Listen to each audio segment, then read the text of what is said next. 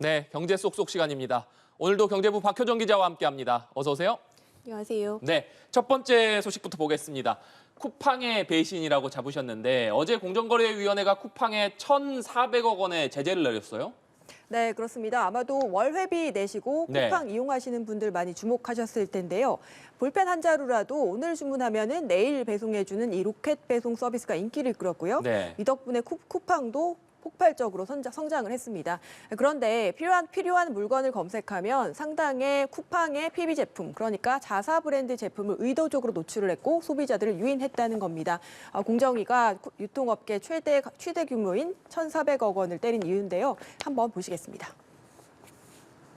쿠팡은 자기 상품을 판매를 늘리기 위하여 검색 순위 알고리즘 조작 및 임직원의 구매 후기 작성과 높은 별점 부여를 통해 쿠팡의 온라인 쇼핑몰에서 판매되고 있는 21만 개 입점업체의 약 4개 이상의 중개 상품보다 대부분은 자기 상품만을 위주로 검색 순위 상위에 올리는 위계 행위를 하였습니다.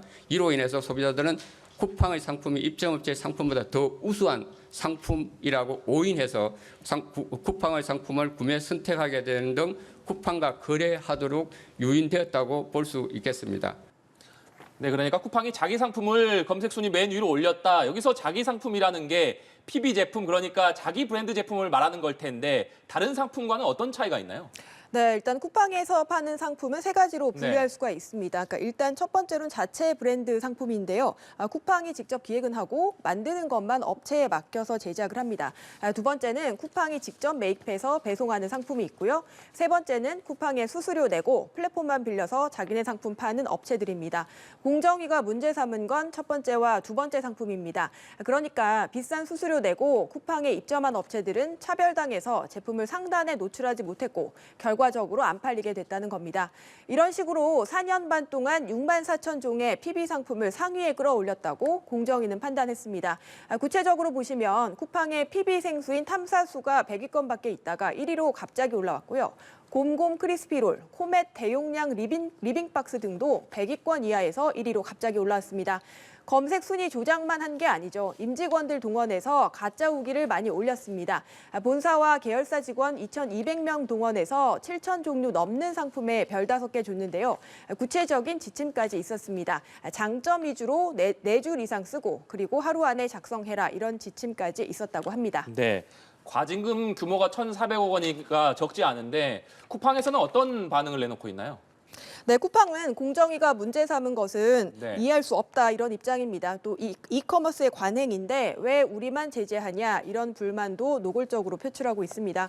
쿠팡 입장을 좀 보시면요. 쿠팡 랭킹 순위 없으면 소비자들은 오로지 판매량과 가격 순으로만 상품을 접하게 돼서 중소기업 제품은 노출 기회가 없어진다. 또 가격 순으로만 하면 품질 입증 안 된 제품들만 노출돼서 소비자 다 떠난다 이렇게 말합니다. 임직원 후기 작성에 대해서는 공정위도 허용해온 업계 관행이고 임직원이 작성했다는 점을 하단에 적시했다고 반박했습니다. 그러면서 앞으로 이길 배송을 포함한 투자가 줄어들 수 있다며 경고 아닌 경고를 했습니다. 쿠팡은 앞서서 3조 원 규모의 물류 투자를 약속했고 로켓 상품 구매를 위해 22조 원을 투자하겠다고 했는데 이것들 모두 중단될 수 있다는 겁니다. 또 공정위 결정에 대한 행정소송도 예고하고 나섰습니다. 네, 다음 키워드로 넘어가 보겠습니다. 불지옥 갑시다. 불지옥 가자. 어떤 내용인지 전혀 감이 안 잡히는데요? 네, 이건 이제 아파트 이름 이야기입니다. 한 노인 한 분이 택시를 타서 이렇게 말했다고 해요. 근데 택시기사 굉장히 당황했겠죠. 옥신각신 하다 보니 불지옥이 아니라 푸르지오였다고 합니다. 네, 우스갯소리겠지만 실제로 요즘 짓는 아파트 이름 참 어렵습니다. 건설사들이 자기네 브랜드와 지역명 또 애칭을 한데 섞으면서 의미를 알기가 어려워졌는데요. 올해 분양 앞둔 서울 아파트 보시면요. 반포 DH 클래스트, 레미안 레벤투스처럼 하나같이 외국어 섞인 이름을 채택하고 있습니다. 어렵기만 한 게 아니라 길이도 너무 길어졌습니다. 우리나라에서 이름이 가장 긴 아파트는 파주시 동패동에 있는데요. 한번 읽어보겠습니다. 초롱꽃마을 6단지 GTX 운정역 금강 펜테리움 센트럴파크입니다. 무려 25자인데요. GTX도 강조하고 건설사 브랜드도 강조하고 다 넣고 싶다 보니 길어도 너무 길어진 겁니다. 아파트 이름 때문에 불편한 점도 많습니다. 실제로 서울시가 시민 1,000명에게 물었더니 70%가 아파트 어려운 이름 때문에 주소 쓰거나 찾아갈 때 불편을 겪은 적이 있다 이렇게 답했고요. 심지어 공인중개사 300명에게 물었더니 22%가 단지 이름을 혼동해서 계약서를 다시 쓴 경험이 있다 이렇게 답했습니다.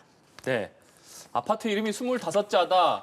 쓰기도 쉽지 않고 기억하기도 쉽지 않을 것 같은데 그렇다 보니까 아파트 이름을 좀 짧게 하려는 그런 시도도 있지 않을까 싶은데요. 네, 그렇습니다. 서울시가 올해 초 아파트 이름 짓는 가이드라인을 발표를 했습니다. 네. 어려운 외국어 사용은 자제하고 고유 지명을 활용해서 적당한 길이로 짓자는 겁니다. 국내 대형 건설사들도 동참하겠다고 했는데요. 하지만 강제력이 없는 가이드라인이다 보니 쉽지가 않습니다. 다만 최근에는 과거에 쓰던 개나리, 진달래 같은 우리말 살려 쓰는 단지들이 오히려 주목받고 있습니다. 강남구 역삼동에 개나리 레미안 있고요. 서울 서대문구에 50년 넘게 자리 지키고 있는 서소문 아파트가 대표적입니다. 강남구 대치동에 재건축하고 있는 음마 아파트도 있죠. 건설사들은 아파트 이름은 결국 조합원이 정하는 건데 고급스럽게 보이려고 복잡한 외래어 사용을 선호하는 경우가 대부분이라고 말합니다. 근데 과연 외래어 써야만 고급스러운지, 그래야만 집값 올라가는 건지 다시 한번 생각해 볼 필요는 있는 것 같습니다. 네, 다음 소식입니다. 서울 인구는 갈수록 줄어드는데 유독 강남만 인구가 계속 늘어나고 있다면서요? 네, 지난 10여 년간 서울시 네. 인구는 10%가량 줄었고요. 그런데 강남구 인구는 지난 5월 기준 55만 6천 명으로 2년 만에 5%가량 오히려 늘어났습니다. 월간 추이를 봐도 지난 6개월 연속으로 증가세를 이어갔습니다. 2022년 말부터 강남구에 2만 6천 명이 순유입된 반면 같은 기간 서울 전체에서는 5만 명 이상이 빠져나갔습니다. 왜 인구가 늘어나냐? 일단 재건축이 활발해서 주택 공급이 늘다 보니 그렇다는 겁니다. 15층 아파트를 30층 이상으로 올리다 보니 주택 공급 많아졌다는 건데요.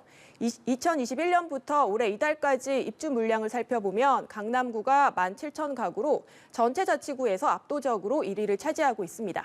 네. 강남 아파트 입주 물량이 많다고 해서 가격이 싸지는 건 아닐 테니까 뭐 아무나 들어갈 수 있는 건 아닐 텐데 이렇게 강남권 인구가 늘어난다는 건 사회 문화적으로도 좀 의미가 있을 것 같아요.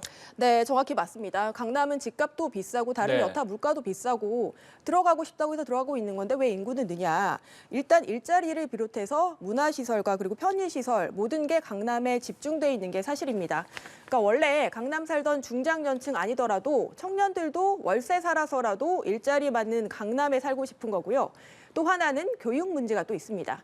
대치동으로 상징되는 교육 수요 증가인데요. 강남구 학원 수 해마다 증가해서 재작년 기준 학원만 2,500개가 있다고 합니다. 강남 대치동에 가야 자식들 명문대 가고 잘 된다는 바람으로 무리하게 대치동 입성하시는 분들도 많은 게 사실입니다.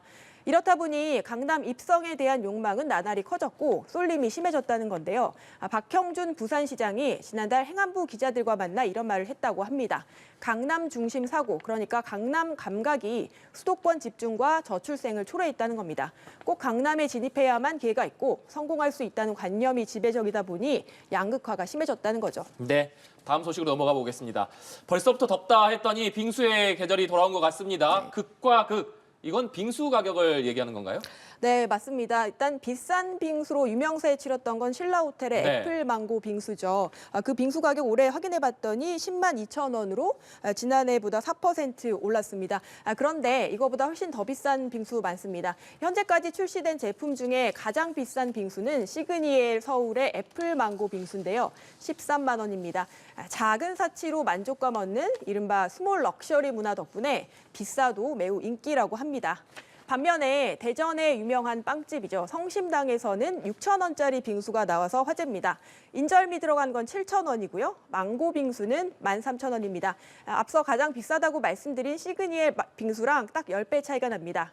롯데 엔젤리너스도 7천 원짜리 팥빙수 출시했는데요. 요즘 물가 생각하면 싸죠. 경기가 나쁘고 물가도 높은 가운데 소득 양극화 역시 심해졌습니다. 이렇게 되면 아예 비싼 프리미엄 제품을 찾던지 반대로 저렴한 걸 찾으면서 소비 양극화가 선명해지고 있다는 분석입니다. 네, 망고 빙수가 13만 원. 저는 선뜻 손가락이 가기가 좀 무서울 것 같은데 소비 양극화 말씀해 주셨으니까 빙수뿐만 아니라 소비 전체, 문화 전체의 양극화 현상이 좀 있는 것 같아요. 네, 그렇습니다. 과거에는 회식 자주 하고 네. 먹고 마시는 데 돈을 썼다면 최근에는 명품 사고, 해외여행 다니고 나를 위한 소비에 집중을 네. 하고 있습니다. 먹는 것도 마찬가지인데요. 평소엔 저렴한 패스트푸드 먹다가 큰맘 먹고 호텔 뷔페나 고급 식당을 찾습니다. 해외여행, 백화점 명품 소비가 늘어난 거 지표로 확인하실 수 있고요. 반대로 법인카드 사용액은 줄었습니다. 그 결과로 누가 피해를 보냐? 어중간한 자영업자들은 더 어렵습니다. 밤늦게까지 이어졌던 직장인 회식 자리가 줄어들면서 영업시간 단축됐고요. 밀키트 좋은 거 많이 나오는데 이걸 대체할 수 있는 어중간한 음식점은 문 닫기가 쉽습니다. 올 들어서 폐업한 자영업자는 한 달에 1만 건 이상씩 발생하고 있고 자영업자 연체율은 11년 만에 최고치를 기록했습니다. 네, 다음 소식으로 넘어가 보겠습니다. 걸으면 돈을 준다. 많은 시청자분들께서 이게 무슨 얘기인가 관심 가지실 것 같은데요.